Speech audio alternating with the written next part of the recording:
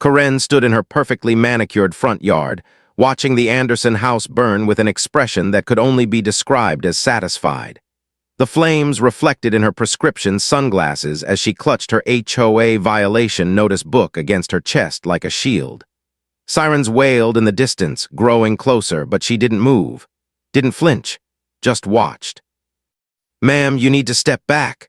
A firefighter rushed past her, dragging a hose toward the inferno that had once been the charming blue colonial at 47 Lane. Corinne took exactly 3 steps backward, not because he'd asked, but because the HOA bylaws stated that residents must maintain a minimum distance of 15 feet from emergency vehicles during active operations. She'd written that rule herself 6 months ago. "Their mailbox was crooked," she said to no one in particular. "I sent them 4 notices." The firefighter stopped mid-stride and turned to look at her. "What did you say?" But Corinne was already walking away, her sensible walking shoes clicking against the sidewalk with metronomic precision. She had a board meeting in 45 minutes, and the Johnsons at number 32 had planted petunias instead of the approved marigolds. Priorities were priorities. What Corinne didn't see, what she couldn't have seen because she'd already turned the corner, was Michael Anderson stumbling out of the smoke-filled house, coughing, his 8-year-old daughter Emma clutched in his arms. His wife Rachel emerged seconds later, their cat carrier in one hand and a laptop in the other. It was all they'd managed to save. 3 hours earlier, Corinne had been standing in that same spot, but the scene had been very different. The Anderson house had been whole then, its blue paint perhaps a shade too bright for Corinne's taste, though technically within the approved color palette, its windows gleaming in the autumn sunshine. Michael had been outside, adjusting their mailbox, which had been slightly tilted after a delivery truck had clipped it the previous week. "It's on my list," he'd told Corinne when she'd approached with her violation notice. "I'm fixing it right now, see." But Corinne had already begun writing. "4th notice. Per Section 7.3 of the HOA bylaws, repeated violations may result in daily fines of up to $500. "Are you serious?" Michael had lowered his wrench, his face flushing. "Corinne, my daughter has a recital tonight. I'll have this fixed in 10 minutes. The deadline was yesterday at 5 p.m. Corinne had ripped the pink slip from her book and held it out. "I don't make the rules, I just enforce them." "You literally made these rules. You wrote half the bylaws." "Then you should know how important they are." She'd pressed the notice into his hand. "The structural integrity of our property values depends on compliance."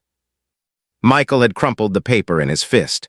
"You know what? I'm done. I'm so sick of your notices and your rules and your—" "Careful, Mr. Anderson." Corinne's voice had dropped to something cold and sharp. "Verbal harassment of board members is also a violation. Would you like me to add that to your file?" He'd turned away from her then, his shoulders rigid with fury, and gone back to his mailbox. Corinne had walked to her car, driven to the hardware store, and purchased 3 items: a can of gasoline, a box of matches, and a pair of rubber gloves. The receipt was still in her purse, folded neatly next to her grocery list. Now, as the fire trucks pumped water onto the remains of the Anderson home, Corinne sat in her dining room reviewing the agenda for that evening's meeting. She'd added a new item, proposed amendment to Section 12.4 regarding the removal of destroyed structures. Owners would have 30 days to clear the lot or face additional fines. Her phone buzzed, a text from the HOA vice president. "Corinne, did you hear about the Anderson house? Terrible fire, they lost everything." Corinne typed back, "Yes, tragic. Their mailbox was never fixed though. Silver lining, now they can rebuild to proper code." She hit send and smiled. What Corinne didn't know, what she couldn't have anticipated, was that among the items Rachel Anderson had grabbed was that laptop. And on that laptop was something interesting: doorbell camera footage, crystal clear footage, time-stamped footage. Of Corinne, walking up the Anderson driveway at 2:17 p.m. with a red gasoline can. At 2:23 p.m., leaving without it. At 2:31 p.m., the first wisps of smoke. But Rachel wouldn't discover that for another 3 hours. First, she had to deal with giving statements to the fire marshal, finding temporary housing, and holding her sobbing daughter while trying to process that everything they owned was gone. Coincidental, meanwhile, was selecting the perfect shade of lipstick for the board meeting. She chose Authority Red. Detective James had seen a lot of things in 23 years with the arson division, but he'd never seen anyone quite as composed as Coincidental. She sat across from him in the HOA clubhouse conference room, her hands folded neatly on the table, a pitcher of lemon water between them.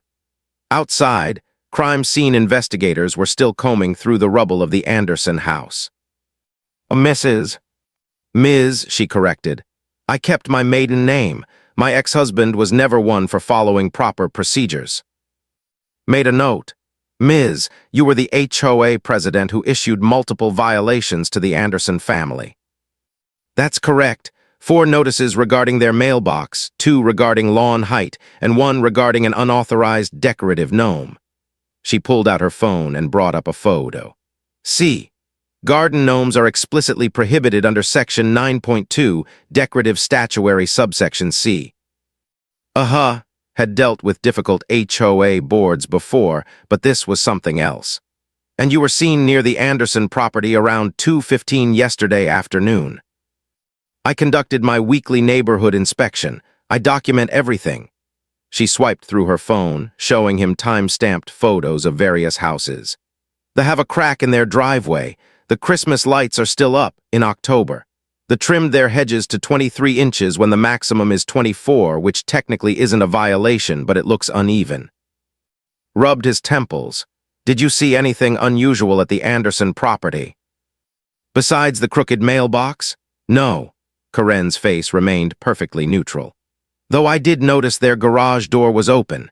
Section 4.7 states that garage doors should remain closed except during active ingress or egress. Someone burned down their house, Ms. Yes, I'm aware. I watched. She poured herself a glass of lemon water with clinical precision, filling it exactly 3/4 full.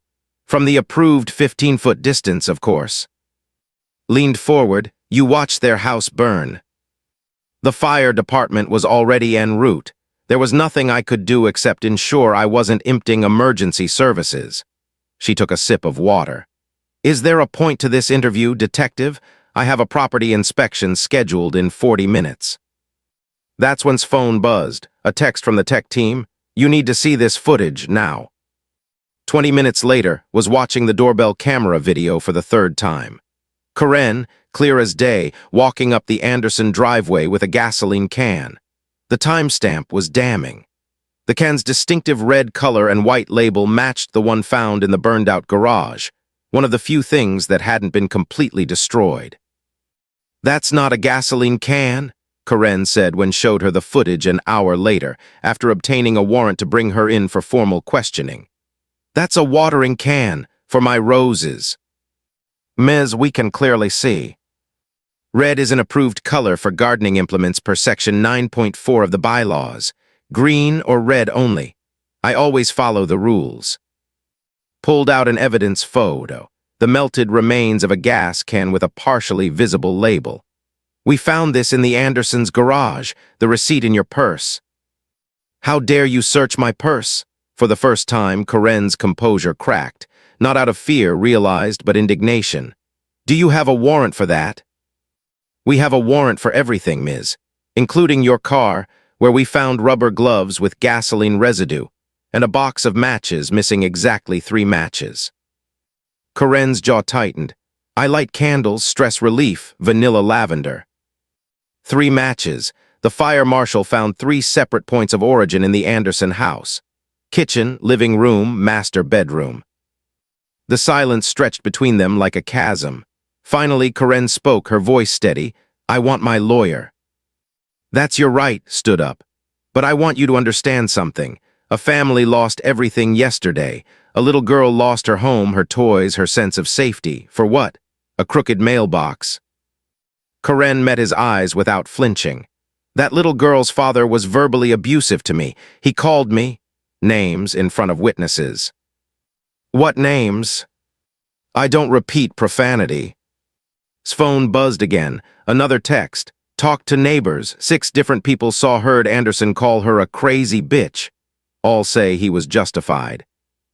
Ms. said carefully, did you burn down the Anderson house because Michael Anderson hurt your feelings? I didn't burn down anything. Karen stood up, smoothing her blouse with practiced hands. And even if someone did, they had ample warning. 4 notices, 4 opportunities to comply. Actions have consequences, detective. That's not arson. That's enforcement. The door opened and a woman in an expensive suit walked in. Karen, I'm Sarah, your attorney. Don't say another word. But Karen was already talking. Sarah, perfect timing. I need you to file a lawsuit against the Anderson family. They're in violation of Section 12.4 regarding lot maintenance. They have 30 days to clear the debris or face daily fines. Sarah blinked. Karen, you're being arrested for arson. That's absurd. I was simply doing my job as HOA president. Pulled out his handcuffs. Karen, you're under arrest for first-degree arson, 3 counts of attempted murder and destruction of property. You have the right to remain silent. As he read her rights, Karen's expression never changed.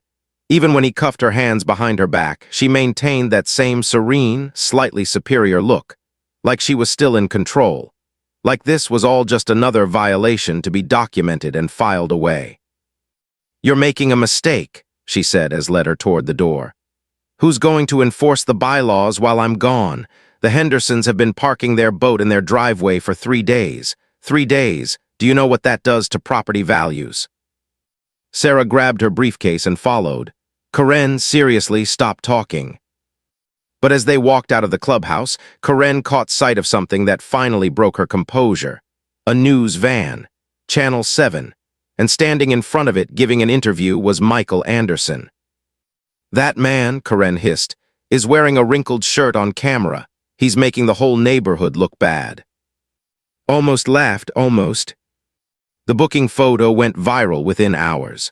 Karen, staring directly into the camera with perfect posture and an expression that suggested the photographer had violated some unwritten bylaw. Her hair remained impeccably styled despite the arrest. Her lipstick was still authority red, not a smudge out of place. Within 24 hours, was trending on every social media platform. Burned down a house over a mailbox. Read one tweet with 847,000 likes. This is why I'll never buy in an HOA neighborhood. Read another. She looks like she's about to ask for your manager in the... Read a third, accompanied by dozens of laughing emojis. Karen saw none of this because she was sitting in a cell at the county jail, composing a detailed list of code violations she'd observed during her processing. The holding cell bars were rusty, safety hazard. The bench was scratched, maintenance issue. And someone had drawn inappropriate graffiti on the wall, vandalism, Section 15.2 if this were her neighborhood. You get one phone call, the guard had told her earlier. Karen had called. I need you to take over as acting HOA president. There's a board meeting scheduled for Thursday. Make sure you address the Henderson boat situation and the fence height issue. Karen had said slowly, you were arrested for burning down someone's house. Allegedly. They have you on video. That video could show anything. Security footage is notoriously unreliable. Karen had glanced at the clock on the wall. Your tone is becoming somewhat aggressive. I'll need you to review Section 8.1 regarding board member conduct. Ted hung up. Now sitting alone in her cell, Karen finally had time to think. Not about the fire, she'd compartmentalized that quite neatly, but about control. For 15 years, she'd controlled everything in estates. Every blade of grass, every paint color, every decorative choice. She'd transformed a neighborhood of chaotic individuality into a masterpiece of uniformity. And it had worked. Property values had increased 34% under her leadership. Didn't that count for something?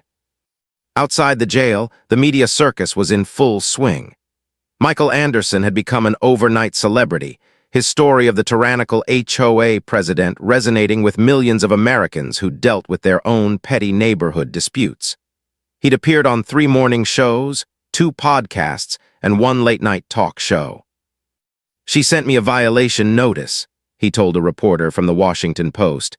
Because my daughter drew a hopscotch court on our driveway with chalk. Chalk, it washes away with rain, but Karen said it was unauthorized pavement markings. Rachel Anderson had started a GoFundMe that raised $400,000 in 2 days. The comments section was flooded with HOA horror stories. My HOA fined me $50 a day because my roses were pink instead of red. Read one donation comment. They made me take down my pride flag. I hope Karen rots in jail. Read another. But not everyone was anti-Karen. A surprising contingent had emerged, mostly older homeowners who dealt with neighbors who let their properties deteriorate. They flooded local news comment sections with their own stories. My neighbor painted his house neon green, and I lost $50,000 in property value overnight, wrote one supporter. Maybe Karen went too far, but she had a point about standards. HOAs exist for a reason. If you don't like rules, don't buy in an HOA neighborhood, wrote another. The debate raged online while Karen sat in jail, completely unaware that she'd become a symbol of something larger than herself. Sarah visited on the second day. She found her client reviewing a list of violations she'd documented from her cell window, which looked out onto the jail's parking lot. The parking lines need repainting, Karen said without looking up. They're faded to the point of near invisibility, safety hazard. Karen, Sarah sat down heavily. We need to talk about your defense strategy. I didn't do anything wrong. There's video evidence of you carrying a gas can to the crime scene. Your fingerprints are on the can found in the rubble. You purchased gasoline, matches, and rubber gloves hours before the fire. The fire marshal has confirmed 3 points of origin, matching the number of matches missing from the box in your car. You're facing 3 counts of attempted murder. The Andersons weren't home, I checked. Sarah's pen stopped moving. What did you just say? Karen looked up, realizing her mistake, but she recovered quickly, her voice cool and measured. I meant theoretically if someone had started that fire, they would have checked first, to ensure no one was harmed, because this isn't about people, it's about standards. Karen, you just confessed. I did no such thing. I was speaking hypothetically about what a responsible arsonist would do if such a thing existed. Karen returned to her list. Which it doesn't because I didn't start that fire. Sarah closed her folder. The prosecutor is offering a plea deal. Plead guilty to second-degree arson, agree to mental health evaluation and treatment, serve 8 years with possibility of parole after 5. The attempted murder charges would be dropped. No. Karen, if this goes to trial, you could get 25 years to life. Then we go to trial. Karen finally met her lawyer's eyes. Because I'm not pleading guilty to something I didn't do, that would be a lie. And I don't lie, Sarah, I follow the rules, always. Sarah gathered her things to leave, then paused at the door. Can I ask you something, off the record as someone who's trying to help you? Of course. Was it worth it, burning down someone's entire life over a mailbox? Karen considered the question with the same careful deliberation she applied to everything. You're asking the wrong question. The correct question is, what happens to a neighborhood when people stop caring about standards, when everyone does whatever they want without consequences? People lose their houses, Sarah suggested. No, people lose their pride, their sense of community, their property values. Karen stood up, even though there was nowhere to go. I protected that neighborhood for 15 years. I made it beautiful, orderly, safe. And if some people needed stronger motivation to comply, well, that's not cruelty, that's leadership. That's insanity. No, Karen said quietly. Insanity is living in chaos and calling it freedom. After Sarah left, Karen lay down on the thin mattress and stared at the ceiling. For the first time in 15 years, she had nothing to control. No violations to document, no meetings to run, no power. It felt like drowning. But then she noticed something, a crack in the ceiling paint roughly 6 inches long, a clear maintenance violation. She sat up, pulled out the tiny pencil they'd let her keep, and began documenting it on the back of her legal pad. Problem identified. Solution required. Order from chaos. It was the only way she knew how to breathe. Estates was falling apart, and not in the way Karen had always feared. The lawns were still being mowed. The houses were still being maintained. But something deeper had fractured, a social cohesion that even Karen's iron rule hadn't been able to fully suppress. Stood in front of 47 angry neighbors in the community clubhouse, wishing she'd never agreed to take over as acting president. "Order," she shouted, banging the gavel that Karen had custom-ordered from a parliamentary supplies website. "I need order." "You want order?" shouted Dave from the back row. "Karen wanted order too. Look where that got us." "I say we dissolve the HOA entirely," called out Jennifer. "We never needed this level of control anyway." "Are you insane?" That was Harold, 73, retired accountant, and one of Karen's most loyal supporters. "Do you know what happened to the neighborhood before Karen took over? The Millers had a rusted-out truck on blocks in their front yard for 3 years. The Millers moved away in 2015, Jennifer shot back. "Because Karen made them?" Harold was standing now, his face red. "And good riddance." Banged the gavel again.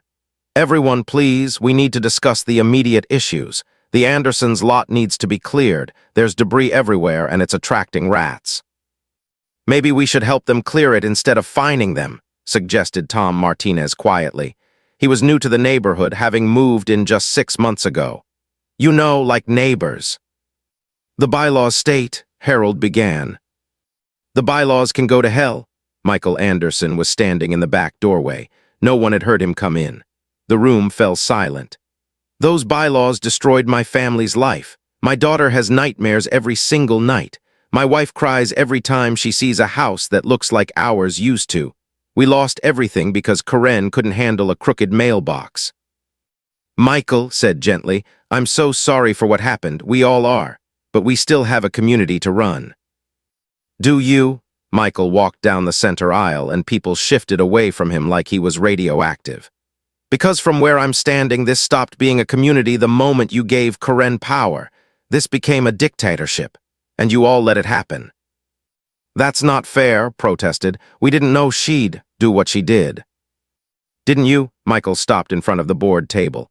"She sent me 4 violations in 1 week. She threatened daily fines. She told me, and I quote, that actions have consequences. You all knew she was escalating. You all saw how obsessed she was, and none of you stopped her." Harold stood up again. "Now you listen here." "No, you listen." Michael's voice was shaking now, but not with fear, with rage. "My 8-year-old daughter asked me yesterday if we were bad people, because in her mind, someone wouldn't burn down our house unless we deserved it.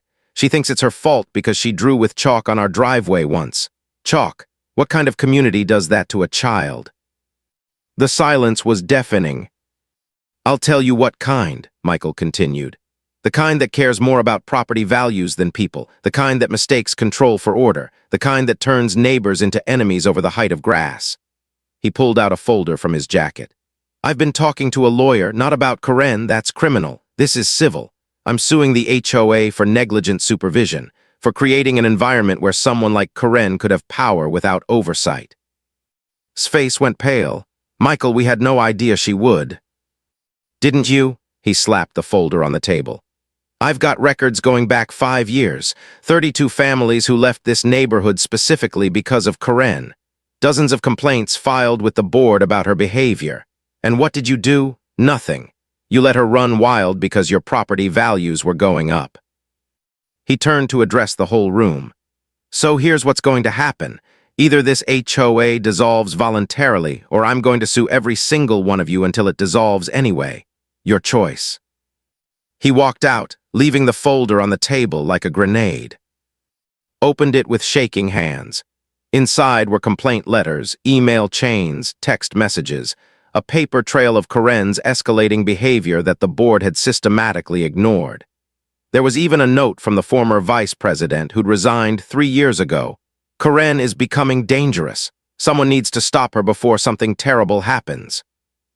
"Oh God," whispered. "We couldn't have known," Harold insisted, but his voice lacked conviction. "Couldn't we?" Looked up at him. "Frank Warner quit the board because Karen threatened to report his business to the IRS over a fence dispute. The Johnsons moved out after Corinne called CPS on them when their teenager's music was too loud. They were violations, Harold interrupted. Maybe she was intense, but she was protecting our investments. She was protecting her control, stood up. And we let her because it was easier than standing up to her. Well, I'm done. I'm done with this HOA, I'm done with these bylaws, and I'm done pretending that what we built here was anything other than a prison we painted pretty colors. She took off her name tag acting president and set it on the table. I'm resigning. Someone else can clean up this mess. You can't just quit, Harold sputtered. Watch me, grabbed her purse and walked out. The meeting dissolved into chaos. Some people left immediately, others stayed to argue. By the time someone thought to bang the gavel again, half the room was empty. 3 blocks away in her jail cell, Corinne was sleeping soundly. She'd spent the evening documenting 17 code violations she'd observed through her cell window and was dreaming about the board meeting she was sure was running smoothly in her absence. In the dream was doing exactly what Corinne would have done. The neighborhood was perfect. Order prevailed. She had no idea that the kingdom she'd built was burning down, just as surely as the Anderson house had. When she woke the next morning, there was a newspaper someone had left for her. The headline read, Estates HOA in turmoil, board resigns N. Corinne read the article twice, her coffee growing cold in her hands. Then she smiled. They'll be back, she said to herself. Give it a week. They'll see what happens without structure, without rules. They'll see what I was protecting them from. But in her heart, in a place she'd locked away years ago behind bylaws and violation notices, she knew the truth. They wouldn't be back, because what she'd protected them from wasn't chaos. It was freedom. And people, once they remembered what freedom felt like, very rarely gave it back. Judge looked down at the case file on his bench and suppressed a sigh. People v. The HOA case that had somehow become a national sensation.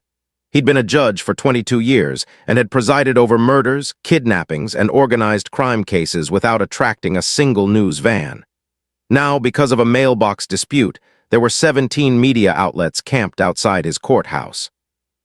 All rise, called the bailiff. Corinne entered the courtroom in a navy blue suit she'd ordered from her cell through Sarah. It was conservative, professional, and exactly 2 shades lighter than the dress code guidelines recommended for court appearances she'd researched in the law library. Her hair was pulled back in a neat bun. No jewelry except small pearl earrings. She looked like someone's elementary school principal, not an arsonist facing 25 to life. The prosecutor, Jennifer, was a bulldog of a woman in her 50s who'd won her last 14 cases. She'd prepared for this trial with unusual intensity, not just because of the media attention, but because she'd grown up in an HOA neighborhood. She knew what it was like to live under petty tyranny. The people called Detective James to the stand.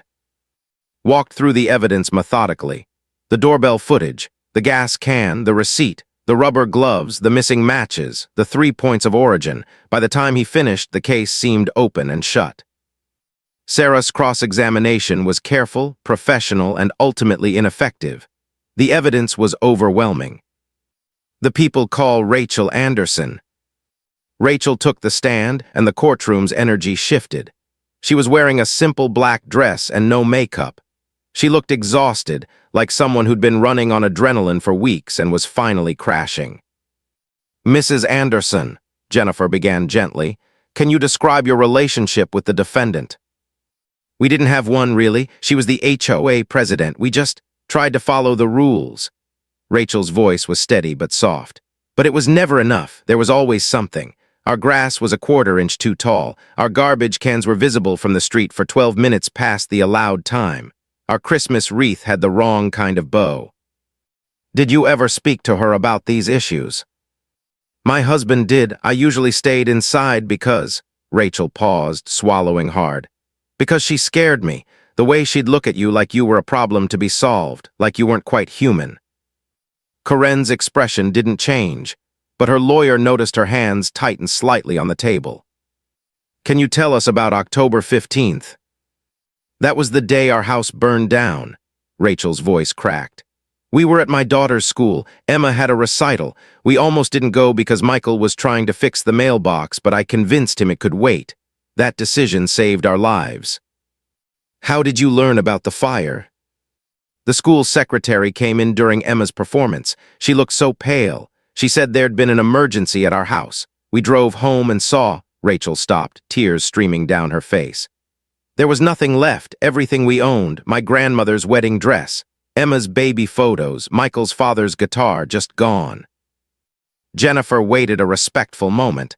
When did you learn there was video footage? That night, I'd grabbed my laptop because all our financial records were on it. I remembered we had doorbell camera footage backed up to the cloud.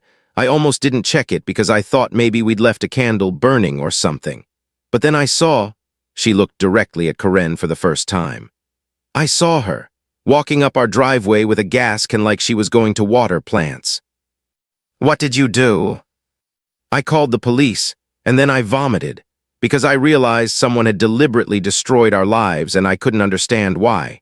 What had we done that was so terrible? We had a crooked mailbox. That was it, a crooked mailbox. The courtroom was silent, except for Rachel's quiet crying.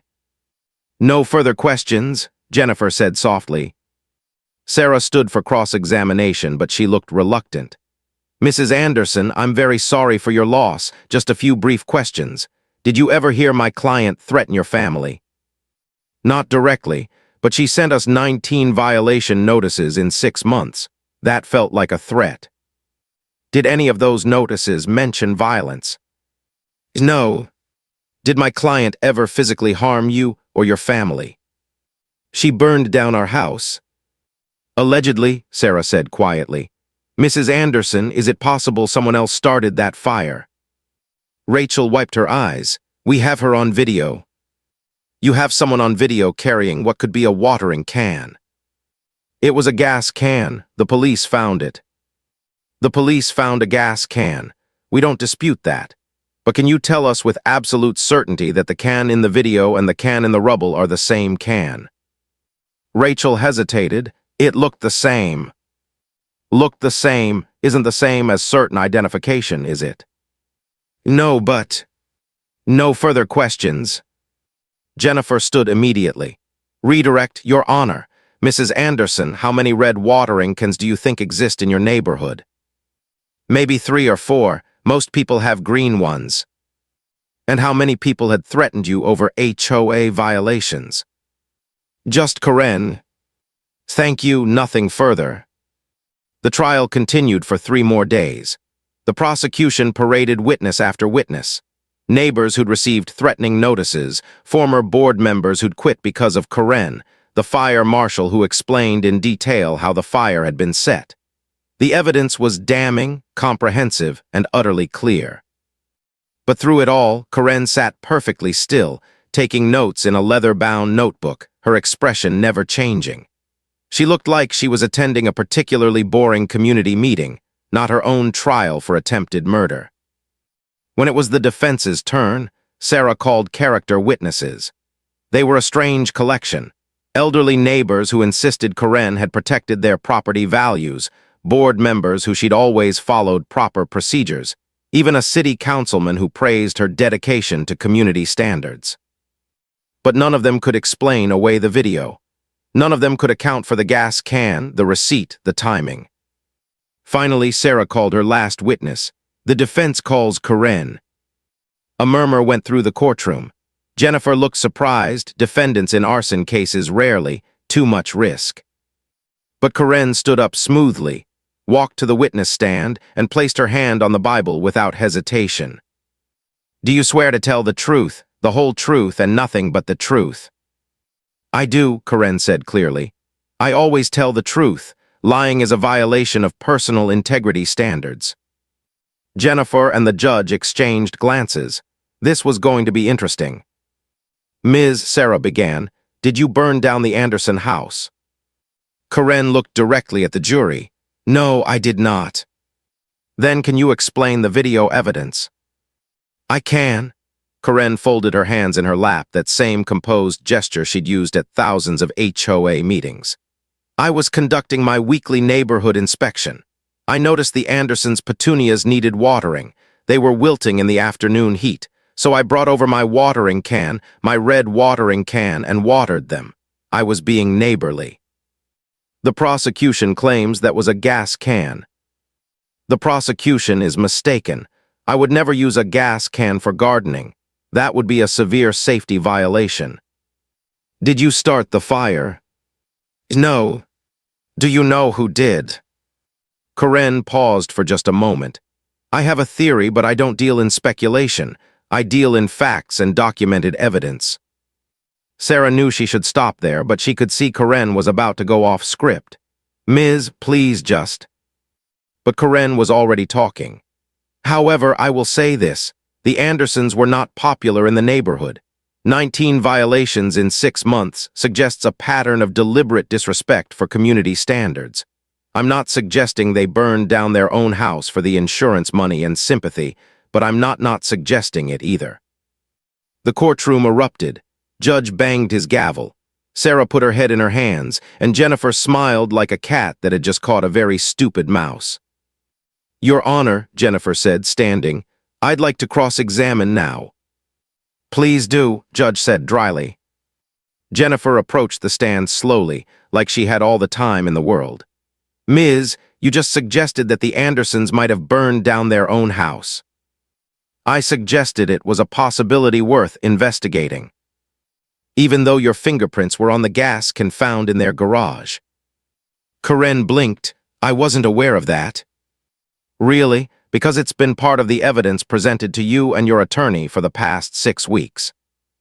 I don't recall fingerprints being mentioned. Jennifer pulled out a document. Defense Exhibit 47, page 12, paragraph 3. Your attorney received this in discovery. It clearly states your fingerprints were found on the gas can. Sarah was frantically flipping through her files, her face growing redder. Corinne's composure finally cracked just slightly. That's impossible. I never touched a gas can. Then how did your fingerprints get on it? Perhaps I touched it at the hardware store when I was shopping for. Corinne stopped. Shopping for what, Ms.? Gardening supplies. At the hardware store where you purchased gasoline, matches, and rubber gloves on the morning of October 15th. I didn't purchase gasoline, I purchased other items. Jennifer held up the receipt blown up to poster size. This is your credit card receipt, $37.42. 1 5-gallon gas can, 1 box of matches, 1 pair of rubber gloves. Would you like to revise your testimony? The courtroom was dead silent. Even Corinne's most loyal supporters in the gallery looked uncertain. I purchased those items, Corinne said slowly, but not for the purpose the prosecution is suggesting. What purpose, then? I needed gasoline for my lawn mower. The matches were for my stress relief candles. The gloves were for gardening. Your lawn care service uses electric mowers, don't they? Per your own HOA bylaw requiring quiet equipment. Corinne's jaw tightened. I was planning to replace the service with manual labor to cut costs. At 64 years old, when you've never done your own lawn care. It's never too late to start being more self-sufficient. Jennifer let that sit for a moment, then she went for the kill. Ms., you brought a red watering can to the Anderson property to water their petunias, correct? Correct. Where is that watering can now? I'm not sure. You're not sure? According to your own testimony in earlier proceedings, you keep meticulous records of all your possessions. You have a home inventory spreadsheet with 847 items listed, including 3 sets of measuring cups and a commemorative spoon from your 2012 trip to Washington, D.C., but you don't know where your watering can is. It may have been stolen. Stolen? Did you file a police report? No. Did you notice it was missing? Not until now. Jennifer pulled out another exhibit. This is a photograph taken by your neighbor, Mrs., at a community gardening event on October 20th, 5 days after the fire. Can you identify the watering can in this photo? Corinne squinted at it. That appears to be my green watering can. Your green watering can, not your red one. I have both colors. Where did you purchase the red watering can? I don't recall. You don't recall, but you remember it was red. Yes. Can you describe it in detail? It was red standard size plastic. Does it have any distinguishing marks, brand name, wear patterns? Karen hesitated. No, just a standard red watering can. Ms., I've had investigators check every hardware store, garden center, and home goods store within 30 miles of your home. Not one of them sells a red plastic watering can. They sell green ones, blue ones, even yellow ones, but no red ones. Can you explain that? The silence stretched on. Karen's hands, folded in her lap, were shaking slightly. Perhaps I ordered it online, she finally said. Perhaps can you show us the order confirmation, the shipping notification, the credit card statement? I don't keep records going back that far. But you keep records of a commemorative spoon from 2012. That's different. How? The spoon is an asset. The watering can is a tool. Jennifer walked back to her table and picked up one more exhibit. Ms., this is the gas can found in the Anderson garage. Even though it was partially melted, investigators were able to recover some of the original structure. Do you notice anything unusual about it? Karen stared at the photo. No. Look closer at the handle. Karen leaned forward and her face went pale. That's a modification, isn't it? Jennifer pressed. Someone wrapped the handle with red electrical tape. Why would someone do that? I have no idea. Could it be because red is an approved color per HOA bylaw 9.4, but the plain gray of a standard gas can is not? The courtroom erupted again. Judge had to bang his gavel 3 times to restore order. No further questions, Jennifer said, returning to her seat. Sarah stood for redirect, but she looked defeated. Ms., is there anything you'd like to clarify about your testimony? Karen looked at her lawyer, then at the jury, then at the packed courtroom gallery. For 15 years, she'd stood in front of hostile crowds and never wavered. She'd faced down angry homeowners, entitled teenagers, even a lawyer threatening litigation. She'd never backed down, never admitted fault. But now, sitting in this witness box, looking at 12 faces that had stopped seeing her as a person and started seeing her as a monster, she felt something she hadn't felt in years: uncertainty. I would like to clarify, she said slowly, that everything I did for the good of the community. Every rule I enforced, every violation I documented, every fine I issued, it was all to maintain standards, to protect property values, to create order from chaos. That's not clarification, Judge interrupted. That's a speech. Answer your attorney's question. Karen turned to look at him. Your Honor, there is nothing to clarify. I have told the truth. If the jury doesn't believe me, that's their prerogative, but I will not apologize for doing my job. Your job wasn't to burn down houses, Jennifer called out. Objection, Sarah jumped up. Sustained, Judge said. Ms., save it for closing arguments. But the damage was done. The jury had heard it. The gallery had heard it. And more importantly, Karen had heard it and hadn't it.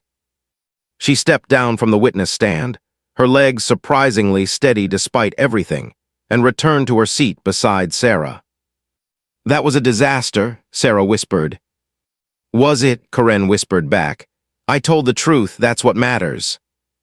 The truth is going to send you to prison for 25 years.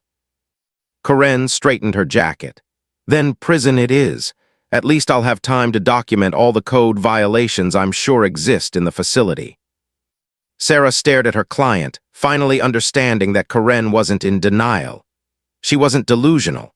She simply lived in a different reality, one where rules mattered more than people, where order justified any means, where being right was worth any cost. And that, Sarah realized, was the most terrifying thing of all. The jury deliberated for 4 hours, not because the case was complicated, the evidence was overwhelming, but because they were wrestling with something deeper. How did an ordinary woman become capable of something so extreme? When did dedication to rules become dangerous obsession? Juror number 7, a retired teacher named Mills, would later tell reporters. We all knew she did it. The question was whether she understood what she'd done. And I don't think she did. I think in her mind, she really was just enforcing the rules. When the bailiff announced the jury had reached a verdict, the courtroom packed within minutes. News crews jostled for position outside. The Anderson family sat in the front row, Michael holding Rachel's hand so tightly his knuckles were white. Emma sat between them, clutching a stuffed rabbit that a stranger had donated to their GoFundMe. Coincidental walked in wearing the same navy suit, the same pearl earrings, the same composed expression. She could have been attending a community meeting. Will the defendant please rise? Coincidental stood, her posture perfect. On the count of first-degree arson, how do you find?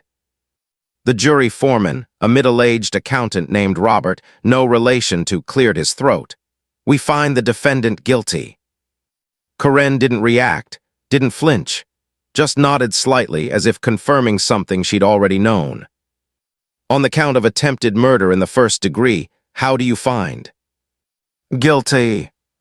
On the second count of attempted murder in the first degree. Guilty.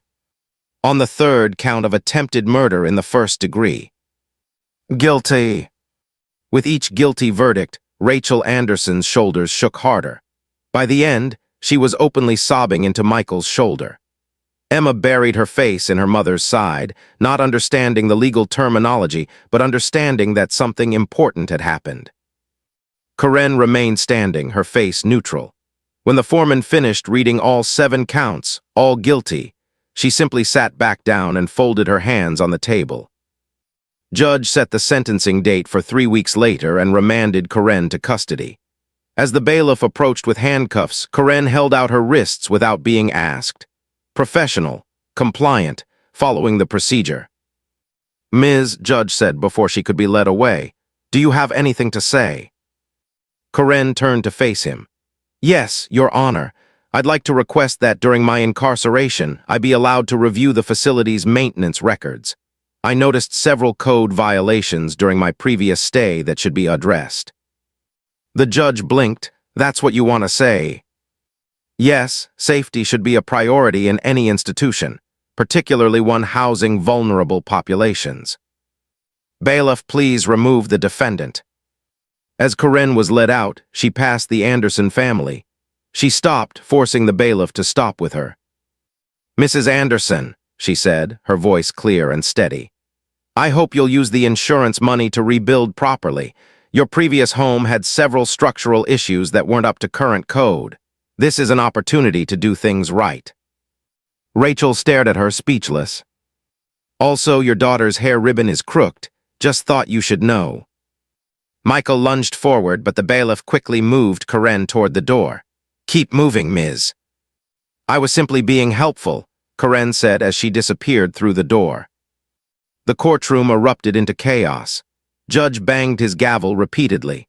Security had to escort the Anderson family out a side door for their own safety. Reporters rushed out to file their stories. Within an hour, Crooked Ribbon was trending alongside.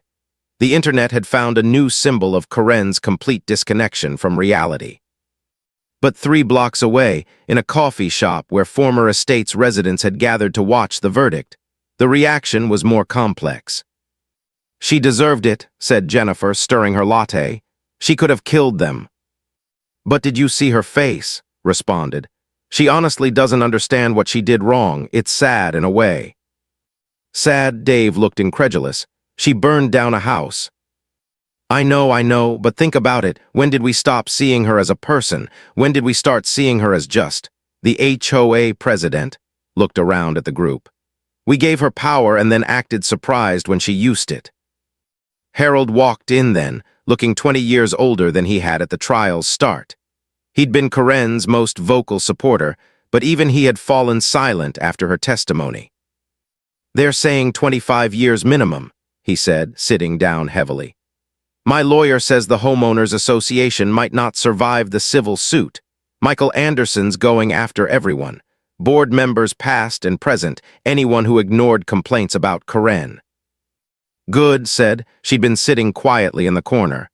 We should have stopped her years ago. We're all guilty, just not the kind that gets you arrested. Speak for yourself, Harold snapped. I was protecting my property value. And look what it cost. Stood up, leaving her coffee unfinished. A family lost their home. A mentally ill woman is going to die in prison, and a neighborhood that used to feel like a community is now just a collection of houses that happen to be near each other. Was your property value worth that? She left without waiting for an answer. The coffee shop fell silent. Outside, reporters were interviewing random pedestrians about HOA horror stories. Inside, the people who'd lived under Karen's rule for 15 years were finally asking themselves the hard questions they should have asked long ago. 3 weeks later, Karen returned to Judge's courtroom for sentencing. She'd lost weight in county jail but maintained her rigid posture and neat appearance. Sarah had prepared a statement arguing for leniency, citing mental health issues and lack of prior criminal history. But when Judge asked Karen if she wanted to make a statement before sentencing, Karen declined Sarah's prepared remarks. "Your Honor," Karen said, standing, "I would like to say something in my own words." Sarah closed her eyes. This wasn't going to go well. "For 15 years, I dedicated my life to estates. I attended every meeting. I reviewed every application. I enforced every rule, and in that time, property values increased by 34%. Crime dropped to nearly zero. The neighborhood won 3 beautification awards. These are facts, Your Honor, documented, measurable facts." Judge leaned forward. "Ms., you burned down someone's house. I protected hundreds of houses by maintaining standards that kept the neighborhood desirable. The needs of the many outweigh the needs of the few. That's not cruelty. That's mathematics." "That's sociopathy," Jennifer muttered. Karen turned to look at her. "Is it sociopathy to care about order, about standards, about creating beauty from chaos? Or is it sociopathy to let people do whatever they want, regardless of the consequences to their neighbors?" "You tried to kill 3 people," Judge said flatly. "I tried to send a message," Karen corrected. "I checked, they weren't home, the house was empty. I'm many things, Your Honor, but I'm not a murderer." "You're an arsonist." "I'm an enforcer, there's a difference." Judge took off his glasses and rubbed his eyes. In 22 years on the bench, he'd never encountered anyone quite like Karen. She wasn't evil in the traditional sense. She was something worse, absolutely convinced of her own righteousness. "Ms., the court recognizes that you suffer from obsessive-compulsive personality disorder and several other mental health conditions. The court also recognizes that you genuinely believed you were acting in the community's best interest. However, belief does not excuse behavior. Intent does not erase harm. You destroyed a family's home, traumatized a child, and could have killed 3 people. The law is clear about the consequences for such actions." He looked down at his notes, then back at Karen. "For the crime of first-degree arson, I sentence you to 25 years in state prison. For the 3 counts of attempted murder, I sentence you to 15 years on each count, to run concurrently with the arson sentence. You will serve a minimum of 25 years before being eligible for parole. Additionally, you are ordered to pay restitution to the Anderson family in the amount of $487,000, representing the full value of their home and its contents." Karen nodded slowly, doing the math in her head. She'd be 89 years old when she became eligible for parole. She'd likely die in prison. "Do you understand the sentence, Ms.?" "I understand it, Your Honor. I don't agree with it, but I understand it." She paused. "May I ask one question?" "You may." "Will I be allowed to serve on the prison's maintenance committee? I noticed several issues during my time in county jail that should be addressed." The courtroom was silent. Judge stared at her for a long moment. "That will be up to the prison administration," he finally said. "Court is adjourned." As Karen was led away for the last time, she walked past the gallery with her head high. She didn't look at the Anderson family, didn't acknowledge the reporters, didn't show any emotion at all. But just before she reached the door, she stopped and turned back. "Your Honor," she called out, "for what it's worth, I'm sorry they lost their home. I truly am. I just wish they'd fixed that mailbox." And then she was gone, swallowed by the system she'd spent her life trying to impose on others. Outside the courthouse, Michael Anderson gave a statement to the press. "Justice was served today, but it doesn't bring back what we lost. My daughter still has nightmares. My wife still flinches at the smell of smoke. Karen took 25 years from us before the judge took 25 years from her. I hope she thinks about that every single day." "Do you feel any sympathy for her?" a reporter asked. "Some people are saying she was mentally ill and needed help, not prison." Michael looked at the camera directly. "She needed to be stopped. That's what prison does. As for sympathy, ask me in 25 years. He walked away with his family, and the reporters turned to find other people to interview. The story would dominate news cycles for another week, then fade into internet lore, occasionally resurfacing when someone posted, "Remember hoakaren?" in a thread. But for the people of Estates, the story wasn't over. It was just beginning. 6 months after the trial, Estates held a vote. The measure was simple: dissolve the Homeowners Association entirely or restructure it with new leadership and dramatically reduced powers. The vote wasn't close. 127 households voted for dissolution. 23 voted to restructure. Harold's house was one of the 23. Stood at the podium in the community center for the last time, holding the gavel that Karen had custom-ordered years ago. It felt heavier than it should, weighted with history and regret. By a vote of 127 to 23, the Estates Homeowners Association is hereby dissolved. This will be our final meeting. She paused, looking out at faces she'd known for over a decade. "I know some of you are worried about what comes next, about property values and neighborhood standards, but I think we've learned that the cost of perfection is too high." "This is a mistake," Harold called out from his usual seat in the back row. "Give it 6 months. Someone's going to paint their house neon orange and you'll all come crying back." "Maybe they will," agreed. "And you know what? That's their right. It's their house, their property, their choice. That's what we forgot somewhere along the way. We started treating people's homes like assets in a portfolio instead of places where people live and love and raise families." She picked up a stack of papers. "These are the official dissolution documents. Once we file them with the county, all bylaws will become null and void. All liens will be released. All fines will be forgiven. We're wiping the slate clean." "What about the lawsuit?" someone asked. "Michael Anderson's civil suit." "That's ongoing. The insurance company is handling most of it, but anyone who served on the board during the last 5 years should expect to be deposed. The lawyers say most of us will probably settle out of court." His voice was tight.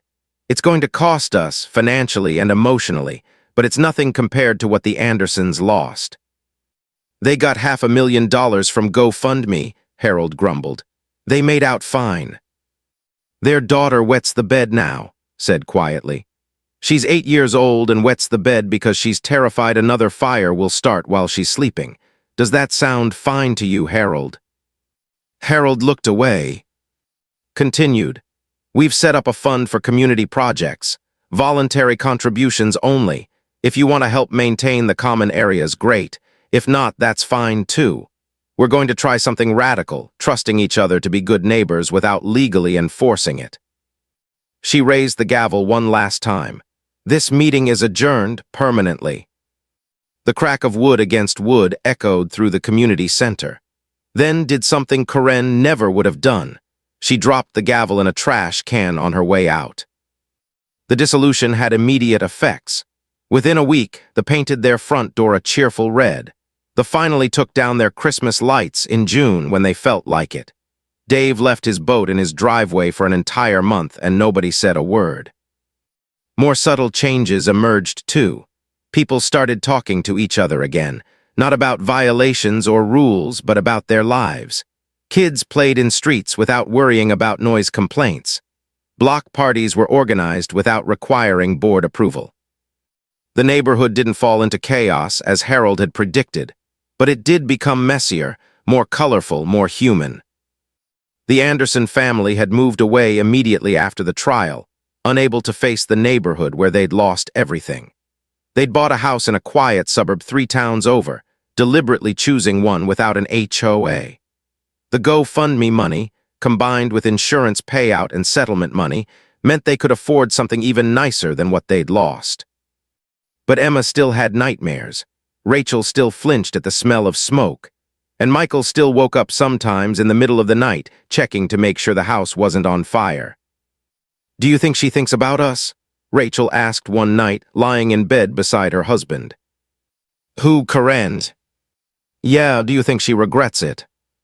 Michael was quiet for a long moment. "No, I don't think she does. I think she's sitting in prison right now, documenting code violations and feeling completely justified." He was right. At the women's correctional facility 3 hours away, Karen had been assigned to cell Block D, Tier 3. She'd spent her first week documenting 17 safety violations, 12 maintenance issues, and one serious structural concern regarding a crack in the foundation of the East Wing. The warden, a tired woman named, had made the mistake of taking a meeting with Karen after she'd filed her 47th formal complaint. "Ms., you need to understand something. This is a prison, not a hotel. Things are the way they are." "That's an unacceptable attitude toward facility management," Karen had replied, her prison uniform pressed with creases sharp enough to cut. "Inmates still have rights to safe and sanitary conditions. I've documented." "I don't care what you've documented. You're here to serve your time, not to run the place." "I'm simply trying to help improve." "You're trying to control everything around you because that's what you've always done, and that's why you're here." Warden had stood up, ending the meeting. "Learn to let go, Ms., or the next 25 years are going to be very, very long." But Karen couldn't let go. It wasn't in her nature. Within 3 months, she'd been placed in administrative segregation, solitary confinement, after she'd organized a protest over the condition of the cafeteria floors. "They're a slip hazard," she'd insisted as guards escorted her away. "Someone's going to get hurt, and it'll be the administration's fault." In solitary, Karen finally had something she'd never really had before: time to think. No violations to document, no rules to enforce, no neighborhood to control, just a small cell, a cot, and her own thoughts. At first, she spent the time mentally composing new bylaws for when she was eventually released. She'd learned from her mistakes. The next HOA she ran would be even more efficient, even more organized. But as days turned into weeks, something shifted. In the silence, she started remembering things she'd pushed down for years. Her daughter, Sophie, who'd stopped calling 10 years ago after Karen had sent her a violation notice about weeds in her garden during a visit. "Mom, I was going through a divorce and you're worried about dandelions," Sophie had cried. Karen hadn't understood then, but now, alone in her cell, she wondered if maybe she should have. Her ex-husband, who'd left after she'd spent their entire vacation taking photos of code violations at their resort and writing a 10-page complaint to management. "You can't just enjoy anything, can you?" he'd said. "Everything has to be documented, controlled, perfected." The neighbors who'd moved away over the years. The families who'd left the neighborhood rather than deal with her rules. The children who'd learned to play quietly, fearfully, always looking over their shoulders. Had she been protecting the neighborhood, or had she been protecting herself from the chaos she felt inside? One night, 3 months into solitary confinement, Karen did something she hadn't done in decades. She cried. Not neat, controlled tears, but ugly, sobbing, gasping tears. For the house she'd burned. For the family she'd traumatized. For the daughter who wouldn't speak to her. For the life she'd wasted trying to control everything except her own damaged psyche. A guard found her in the morning, still crying, and called for a psychological evaluation. Dr. Sarah Martinez was a prison psychologist who'd seen every type of inmate, but Karen was unique even by that standard. "Tell me about the fire," Dr. Martinez said in their first session. "I don't want to talk about the fire." "What do you want to talk about?" "The cafeteria floor. It's a serious safety hazard." Dr. Martinez made a note. "Why did you burn down the Anderson house, Karen?" "I didn't." The jury disagreed. So did the judge. So did the evidence. Karen was silent for a long moment. Then, in a voice so quiet Dr. Martinez almost missed it, "He called me a crazy bitch." Michael Anderson. In front of witnesses, he disrespected me in front of people I had to lead. Karen's hands were trembling in her lap. I spent 15 years making that neighborhood perfect, 15 years of meetings and inspections and rule enforcement, and he just dismissed me like I was nothing, like the rules were nothing. So you made him pay. I made him comply by destroying everything he owned. Karen looked up and Dr. Martinez saw something she hadn't expected. Awareness. Not remorse, not exactly, but the first tiny crack in the wall of denial. It didn't make him comply, did it? Karen said slowly. It just made him leave, made everyone leave. The HOA dissolved. The neighborhood I built is gone. She laughed, a bitter sound. I tried so hard to create order and I created chaos. I destroyed the very thing I was trying to protect. Why do you think you need so much control, Karen? The question hung in the air. Karen looked at her hands, at the trembling she'd been pretending not to notice for months. Because if I don't control everything out there, she finally whispered, I have to face what's in here. She tapped her chest. And what's in here is chaos, has been for as long as I can remember. The rules, the bylaws, the violations, they were armor. They kept the chaos contained. But they didn't, did they? They just redirected it. They redirected it at people who didn't deserve it. Karen's voice cracked.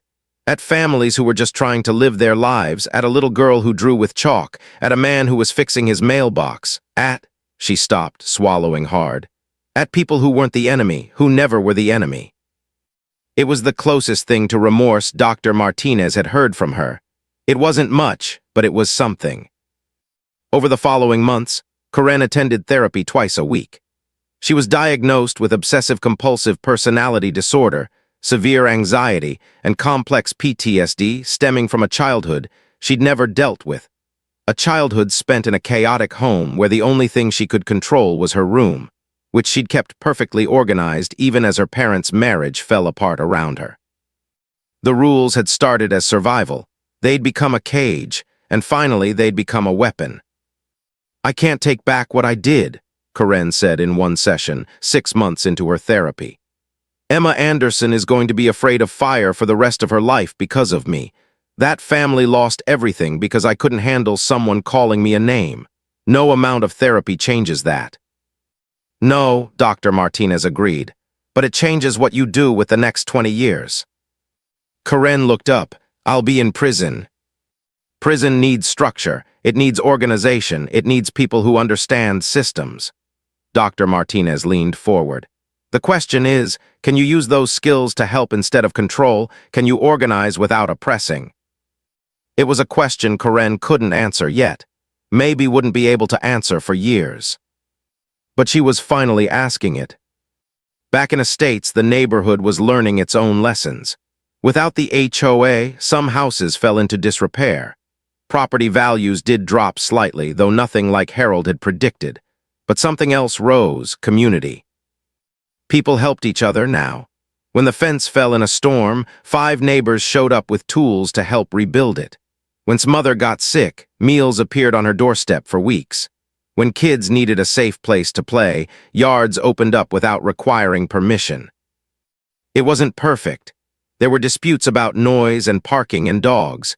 But people talked to each other now, worked things out like adults instead of filing violation notices. I miss the old neighborhood sometimes, Harold admitted to one day at the grocery store. Everything was so neat. It was, agreed, but we weren't happy. Were you happy, Harold? He thought about it. No, I was secure. There's a difference. Yeah, said, there is. In prison, Karen received one letter. It was from Sophie, her daughter, who she hadn't spoken to in a decade. Mom, it read, I heard about what happened. I'm not writing to forgive you. I can't do that yet, maybe ever. But I want you to know that I understood, even when I was young, that you were sick. That the rules weren't about control, but about fear. I hope you're getting help. I hope someday you'll be able to forgive yourself, even if I can't. Love, Sophie. Karen read the letter 17 times. Then she folded it carefully and put it under her pillow, where it stayed for the next 3 years. She had 22 years left on her minimum sentence. 22 years to figure out who Karen was without the bylaws, without the violations, without the power. It was terrifying, it was necessary. And finally, she was starting to understand why. Judge sat in his chambers on a Tuesday morning, reviewing parole hearing recommendations. He'd been doing this for 37 years now, and retirement was just 3 months away.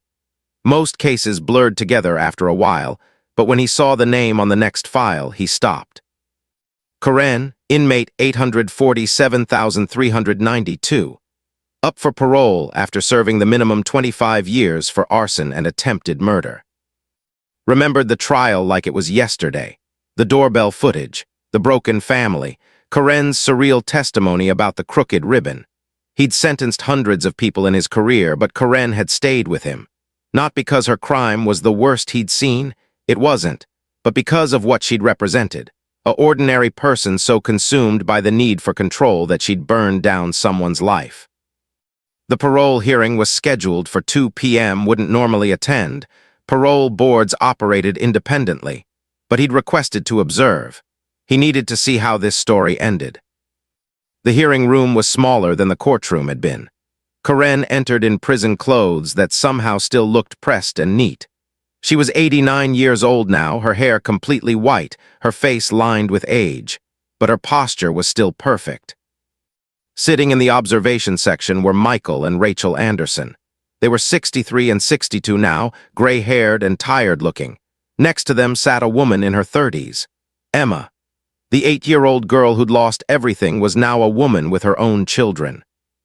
The parole board consisted of 5 members.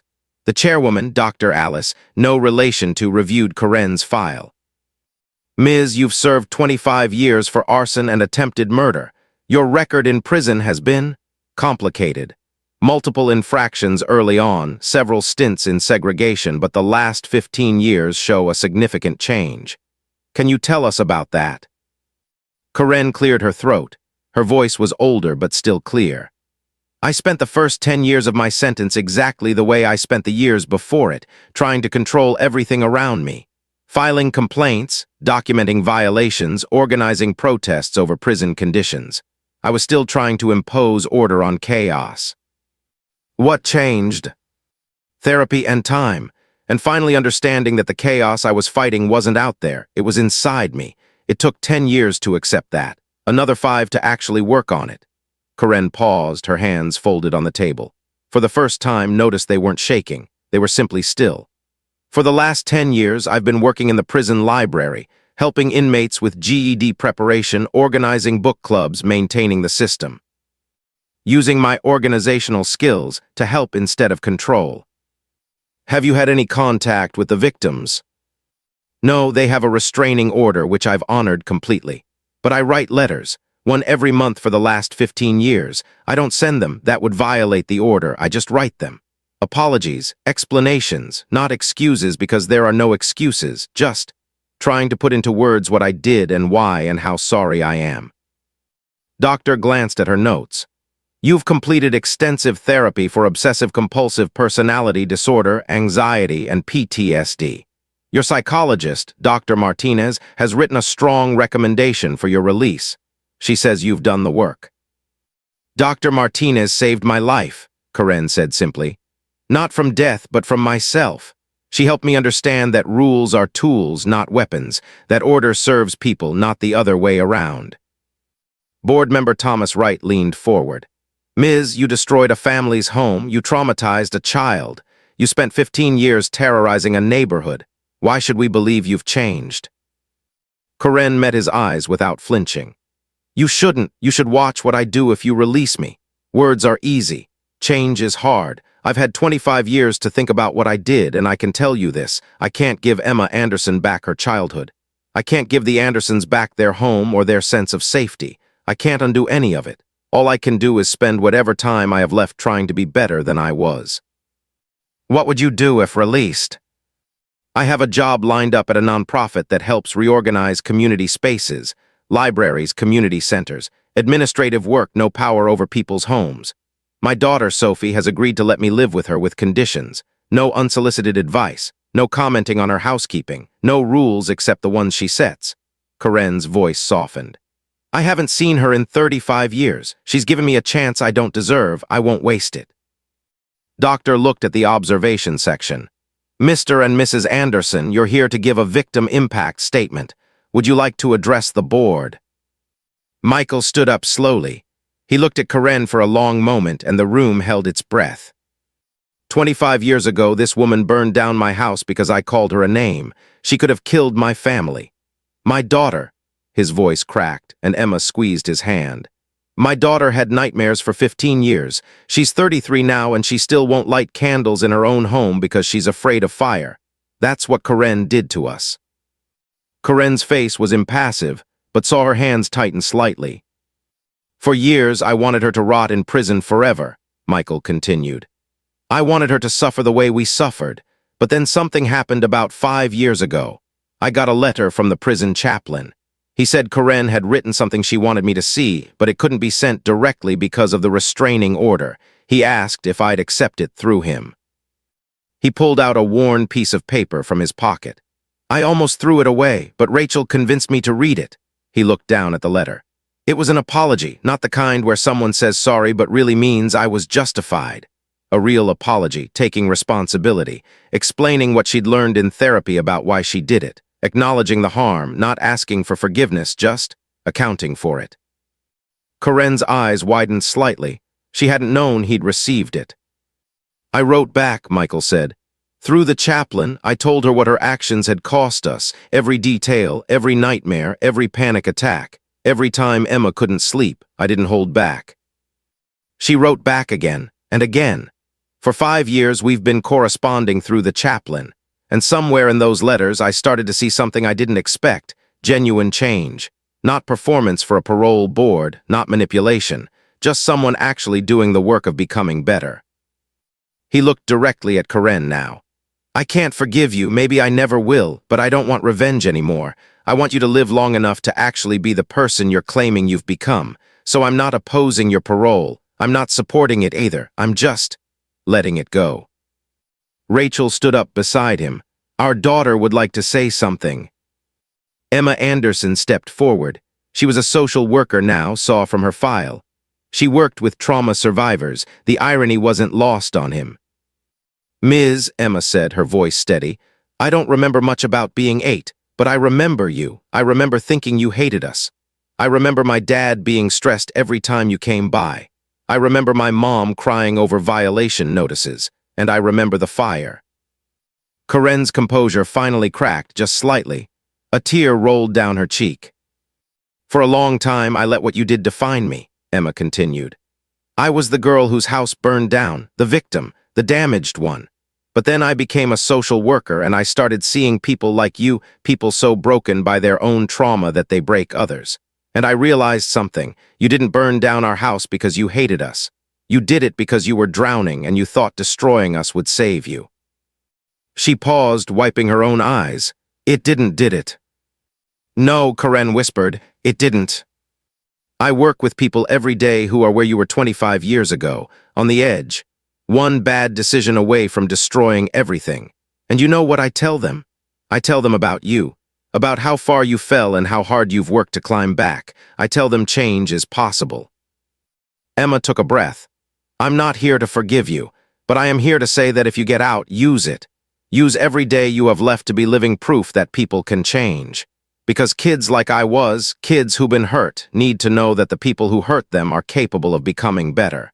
It's the only thing that makes the hurt bearable. She sat back down, and the room was silent. The parole board deliberated for 45 minutes. When they returned, Doctor's expression was unreadable. Ms., this board has reviewed your case extensively. Your crime was serious. Your early behavior in prison was concerning. But your transformation over the last 15 years has been remarkable. Your therapist calls it one of the most complete rehabilitations she's witnessed in 30 years of practice. Karen sat perfectly still, barely breathing. The purpose of our correction system is not just punishment, but rehabilitation. You have done the work. You have taken responsibility. You have a viable release plan and support system. Therefore, this board is granting your parole with conditions. Karen's hands flew to her face. For the first time since had met her, she looked genuinely surprised. You will live with your daughter under her supervision. You will continue therapy weekly. You will perform 500 hours of community service. You will have no contact with the Anderson family unless they initiate it. You will not participate in any homeowners associations or similar organizations. Any violation of these conditions will result in immediate return to custody. Do you understand? Yes, Corinne managed. Yes, I understand. You'll be processed for release within 72 hours. Ms., don't make us regret this decision. I won't, I promise you I won't.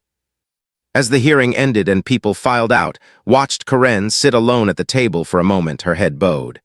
She was crying quietly, her shoulders shaking. Not the controlled, perfect version of Corinne who'd entered prison 25 years ago. Just a broken, grateful old woman who'd been given one more chance. Outside, caught up with the Andersons. That was generous of you, he said, coming here saying what you said. Michael shrugged. Holding on to anger for 25 years was eating me alive. I'm not doing it for her, I'm doing it for me. Do you think she's really changed? Asked. Emma answered, I think she's trying, that's all anyone can do. They walked away. A family that had been broken and had somehow found a way to be whole again, even with the cracks showing. Returned to his chambers and pulled out Corinne's file one last time. He added a note. Released on parole 5/14/2050. Recommend follow-up in 6 months. Then he closed the file and filed it away. 3 days later, Corinne walked out of prison into a world that had changed dramatically in 25 years. Her daughter Sophie was waiting in the parking lot, gray-haired now, nervous. They stared at each other for a long moment. Hi, Mom, Sophie finally said. Hi, baby, Corinne whispered. Then, your car registration sticker is expired. Sophie's face fell. But, Corinne added quickly, remembering years of therapy, that's none of my business, and I'm grateful you came to get me anyway. Sophie smiled tentatively. Dr. Martinez warned me you'd slip sometimes. She said to just remind you, not your circus, not your monkeys.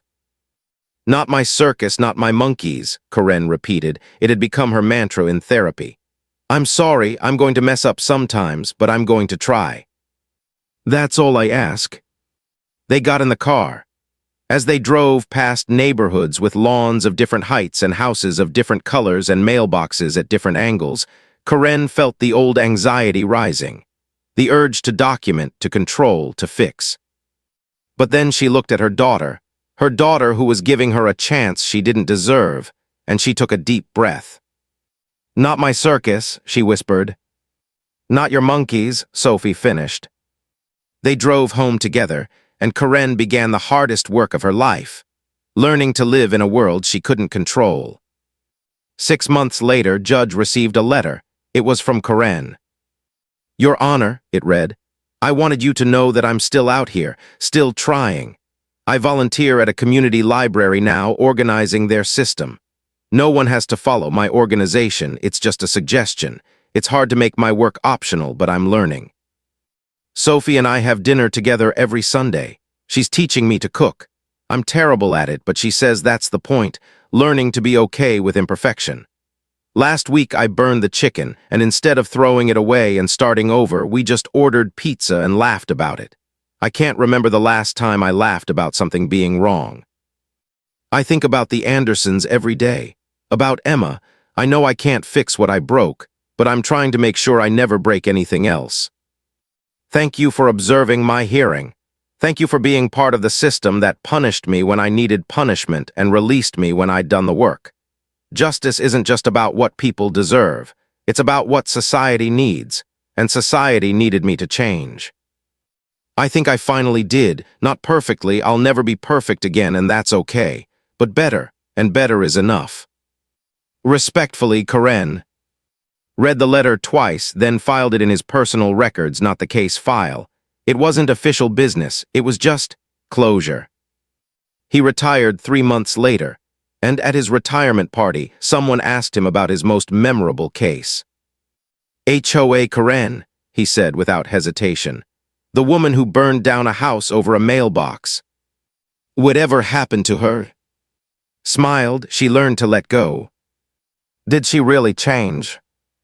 I think so, said. Or at least she's trying, and trying is more than most people do. He raised his glass to justice and second chances and the courage to change. The party drank to that. Back in her small apartment, messy by her old standards but acceptable by human ones, Karen sat at her desk writing in her journal. Dr. Martinez had told her to keep documenting, but to document feelings instead of violations. Today I wanted to tell Sophie to fix the crack in her driveway at least 15 times, she wrote. I didn't. Instead, I told her the dinner she made was delicious, even though the pasta was slightly overcooked. It was delicious because she made it with love, and love matters more than perfection. I'm learning that slowly. After 89 years of thinking perfection mattered most, I'm learning that connection matters more, that grace matters more, that forgiveness, especially self-forgiveness, matters more. I destroyed a family's home because I couldn't accept imperfection.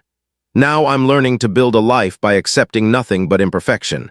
It's terrifying, it's messy, it's chaotic. It's also the first time I've felt free in my entire life. Tomorrow I'm meeting with a group of inmates being released on parole.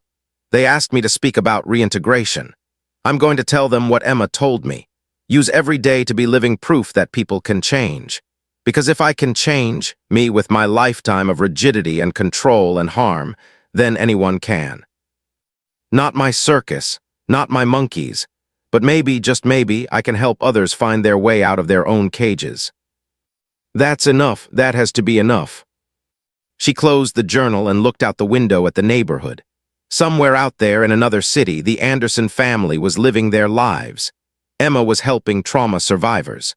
Michael and Rachel were enjoying retirement. They would never forget what she'd done. They would carry those scars forever. But they were living, healing, moving forward. And so was she. Karen, former HOA president, convicted arsonist, reformed control addict, stood up from her desk. The apartment was messy, books stacked haphazardly, dishes in the sink, a jacket thrown over a chair. The old Karen would have spent the next hour organizing everything perfectly. The new Karen made herself a cup of tea, sat on her couch and read a book. She left the dishes for tomorrow. It was the smallest act of revolution, and it felt like freedom. Somewhere in the quiet peace of that messy apartment, Karen finally found what she'd been looking for her entire life. Not control, but contentment. Not perfection, but peace. And in a small house 3 states away, Emma Anderson tucked her own children into bed and told them a story about a woman who burned down a house and then spent 25 years learning how not to burn down the world. Did she ever say sorry? Her 6-year-old daughter asked. Yes, Emma said. She did, and she meant it. Did you forgive her? Emma thought about it carefully.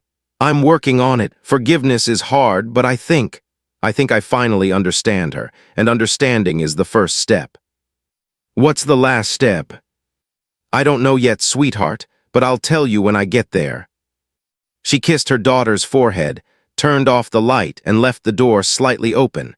Not because she was afraid of fire anymore, but because her daughter didn't like the dark. The story of HOA Karen had ended in a courtroom 25 years ago. But the story of Karen, human being, was still being written. One imperfect day at a time. One small act of letting go at a time. One moment of grace at a time.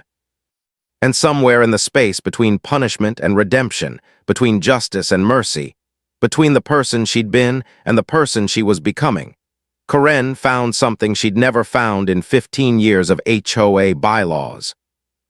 A reason to live that didn't require controlling everything around her. It wasn't perfect, it wasn't orderly, it wasn't neat. But it was real. And real, she was finally learning, was so much better than perfect. If you enjoyed this story, don't forget to subscribe and join us for the next mystery on HOA Hunter Stories.